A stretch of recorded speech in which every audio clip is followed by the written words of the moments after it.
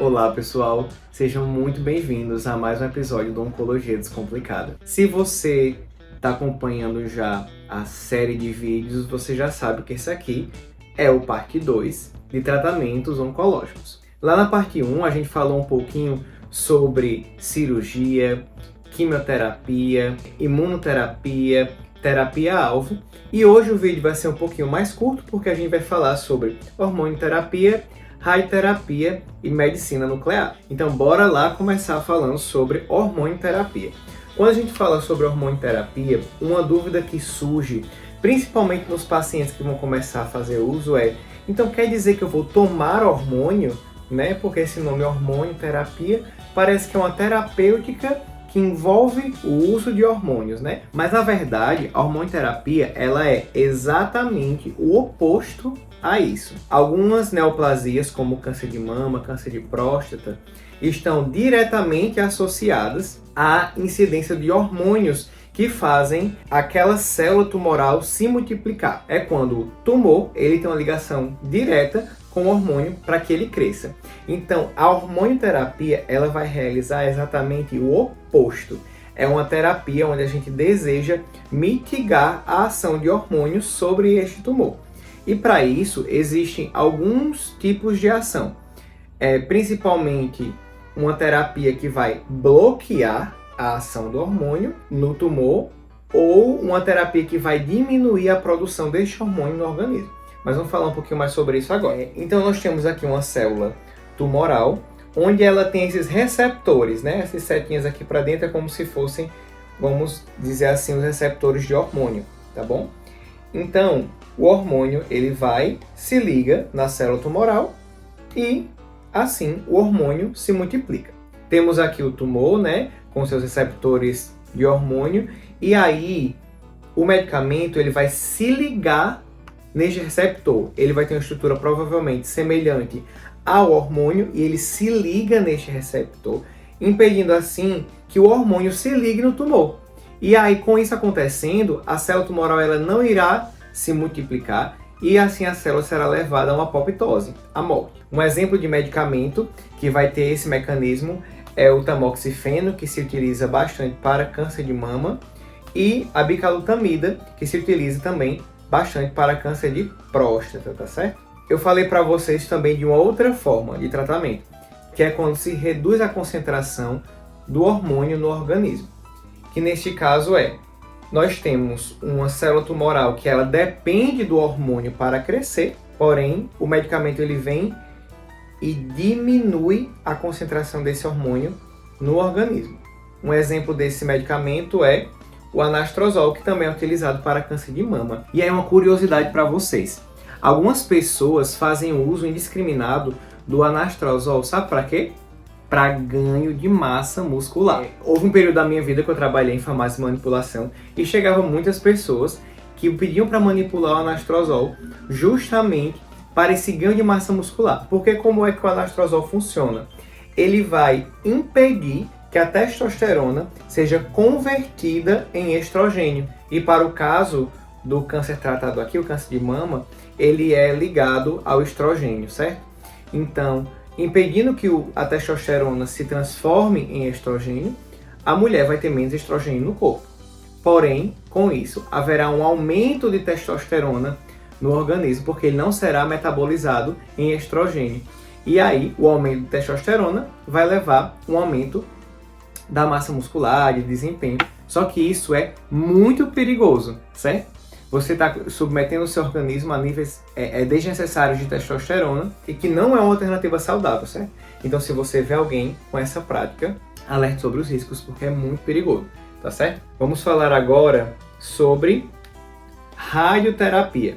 Quando a gente fala sobre radioterapia, eu acho que, pelo menos para mim, a ideia que vinha era sobre raio-x, quando eu ouvi falar a primeira vez sobre radioterapia. Mas, na verdade, não tem nada a ver com raio-x para o tratamento. A radioterapia, como é que ela funciona?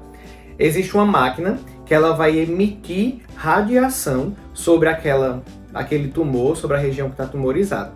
E aí, essa radiação, atingindo o tumor, em resumo, ela vai fazer quebra no DNA, vai danificar o DNA da célula tumoral, fazendo com que aquela célula tumoral seja destruída, morra, né? E assim diminua. Existem algumas particularidades quando se trata de radioterapia. Cada vez mais a radioterapia avança. Existem formas agora de fazer uma delimitação melhor. Porque se você pensar que a gente está irradiando uma região que tem um tumor, os órgãos ao redor eles também podem ser afetados, né? Então, irradiação em locais perto de medula óssea, né, da coluna, ou de órgãos como coração e pulmão, podem afetar estes órgãos, mas a radioterapia está cada vez mais avançando para que esses outros órgãos não sejam atingidos e apenas o tumor, tá certo?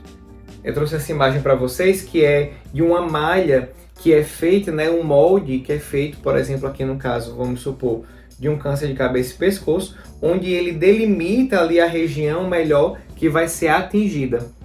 É bem interessante, não é uma tecnologia tão nova, a radioterapia em si, embora seja uma área que avança bastante. E geralmente a radioterapia está associada à quimioterapia. É muito comum você ver pessoas que tratam, por exemplo, câncer de cabeça e pescoço, fazendo uso de radioterapia e quimioterapia. E a última forma de tratamento é a medicina nuclear. O que é a medicina nuclear? Para mim, a medicina nuclear é uma das mais diferentes, né, e também uma das mais inovadoras, né, e promissoras também. Como é que funciona? A radioterapia, né, que é o anterior, ela é uma emissão de radiação, né, ou seja, de fora para dentro, para destruir a célula tumoral. Porém, a medicina nuclear ela é uma radiação de dentro para fora. Como é que isso acontece? O radiofármaco, que é o medicamento utilizado, que nada mais é do que um composto que emite radiação, ele é injetado na pessoa. E ao ser injetado na pessoa, vai emitir uma radiação diretamente na parte tumoral. Ele vai ser carreado de alguma forma aquele tumor, e eu irei explicar mais na frente, que vai gerar destruição. É uma terapêutica que tem bem menos reações adversas, que é mais segura, mas também é mais cara, mas que também é bastante promissora. E a medicina nuclear ela é conhecida por ser teranóstica. Isso quer dizer que ela é terapêutica e diagnóstica. A medicina nuclear ela também é utilizada para dar diagnósticos de câncer, como no PET scan, que não é o tema da aula, mas podemos falar em uma outra aula. Dando um exemplo para vocês, né, como eu disse, que esse composto químico, né, radioativo, ele vai ser levado diretamente até o tumor. Vou dar um exemplo para vocês sobre o PSMA com o lutécio. O lutécio, ele é um composto químico inorgânico. É um daqueles compostos que existe lá na tabela periódica que a gente quase nunca vê, que é o tecnésio, o lutécio, porque eles não são orgânicos, né, então a gente quase nunca fala sobre. E o PSMA, ele é uma proteína específica que existe na membrana da próstata. E como é que funciona? Fizeram um conjugado de PSMA com lutécio. E o que é que vai acontecer? O PSMA ele vai carregar, ele vai levar o lutécio diretamente para a próstata, porque é lá onde ele mais se atrai. Ele vai levar esse composto radioativo até a próstata e vai gerar ali a destruição do tumor, né, naquela região. Uma analogia que eu gosto muito de fazer é que é como se o PSMA e o lutécio fosse o cavalo de Troia. O cavalo de Troia é o PSMA, que é quem carrega, e o lutécio são os guerreiros que estavam lá no cavalo de Troia. E o tumor é a própria Troia. Então, o cavalo ele vai sendo levado, né, até a cidade, e quando ele entra, ele destrói. É exatamente assim que funciona a medicina nuclear. E aí, pessoal, eu queria só reforçar essa diferença entre a medicina nuclear e a radioterapia. Ambas trabalham com radiação, porém, a radioterapia ela vai ser uma radiação de fora para dentro, enquanto a medicina nuclear é de dentro para fora. E é isso, pessoal. Muito obrigado se você assistiu até aqui. Espero que você tenha gostado. Se você não me segue nas redes sociais, me segue lá. Curte também esse vídeo, comenta e compartilhe com quem você acha que vai gostar do assunto. E os próximos vídeos nós iremos falar sobre emergências oncológicas. Então, fica ligado que próxima semana tem mais.